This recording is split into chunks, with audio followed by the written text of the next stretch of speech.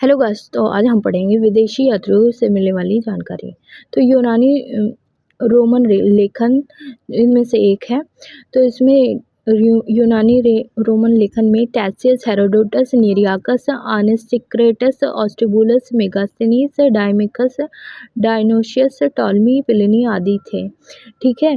टैशियस Iran का राजवेद था। भारत के बारे में आश्चर्यजनक कहानियों के कारण इस पे विश्वास नहीं कर सकते हैं इसके लेखन पे।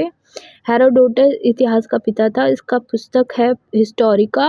भारत, फारस, ईरान और 5वीं शताब्दी का वर्णन मिलता है। भारत, फारस एक ईरान है। ठीक है।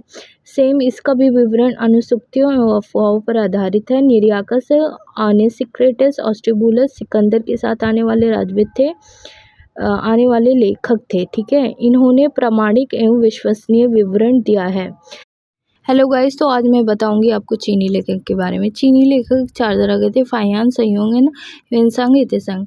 तो फाहियान जो था वो मध्यकालीन समाज और संस्कृति का उसने अपने विवरण में वर्णन किया है और 14 साल तक भारत में रहा। चीनी यात्री गुप्त नरेश चंद्रगुप्त द्वितीय के दरबार में आया था ये, और इसने अपने विवरण में एमपी की जनता को सुखी और समृद्ध बताया है।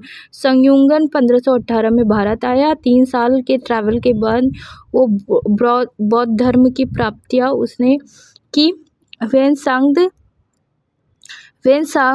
हर्षवर्धन के पीरियड में आया था। उसने 629 ईस्वी में चीन से भारत के लिए प्रस्थान किया और 1 साल के ट्रैवल के बाद वो कपीसा पहुंचा सर्वप्रथम, और वो 15 साल तक भारत में रहा और 645 में वो चीन वापस लौट गया है और वो भारत आया था नालंदा विश्वविद्यालय में पढ़ने। हेलो गाइस, तो आज हम पढ़ेंगे अरबी लेखक के बारे में। अरबी लेखक 2 तरह के थे: अल-बिरूनी और इब्न बतूता। अल-बिरूनी जो था वो ख्वारिज़्म या ख्वीब, जो कि आधुनिक तुर्कमेनिस्तान में है, का रहने वाला था। महमूद गजनवी के साथ भारत आया था ये अल-बिरूनी।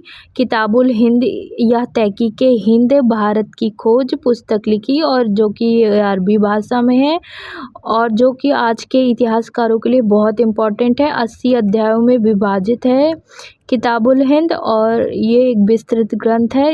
इसमें जो टॉपिक कवर है धर्म और दर्शन, इतिहास, त्योहारों, खगोल विज्ञान, कीमिया, रीति रिवाज तथा प्रथाओं, सामाजिक जीवन, भारतोल तथा मापन विधियों, मूर्तिकला, कानून, मापतंत्र, विवाह आदि के बारे में। राजपूत कालीन समाज